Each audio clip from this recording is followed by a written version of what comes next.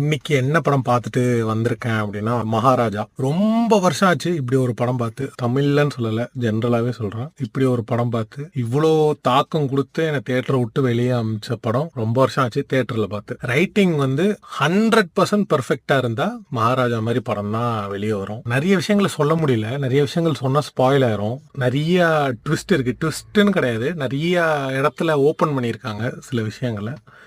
அது என்னால் ஓப்பனாக இப்போ சொல்ல முடியல. ஸோ நான் எதுவுமே சொல்லலை. நீங்கள் போய் பாருங்கள், தயவு செஞ்சு இந்த படத்தை போய் பாருங்கள், தயவு செஞ்சு இந்த படத்தை போய் பாருங்கள். ஏன்னா இப்படி ஒரு லைனை இப்படி சொல்ல முடியுமா அப்படின்றத வந்து இந்த படத்தில் தான் நான் கற்றுக்கிட்டேன். நான் லீனியர்னு ஒரு விஷயம் இருக்குது. அதாவது கதையை வந்து முன்னாடி பின்னாடி சொல்கிறது. வீட்டுக்கு வர வழியில் நான் யோசிச்சுக்கிட்டே வரேன், ஒவ்வொன்றா ஒரு எமோஷனல் ட்ராமாவில் இப்படி ஒரு ஸ்க்ரீன் பிளே பண்ண முடியுமா, அது ஸ்க்ரீன் பிளே பண்ணி ஆடியன்ஸ்க்கு புரிய வைக்க முடியுமா, புரிய வச்சு இவ்வளோ அஃபெக்ட் பண்ண முடியுமா, அது வந்து மாஸ்டர் பீஸ் ரைட்டிங் தான் சொல்லணும்.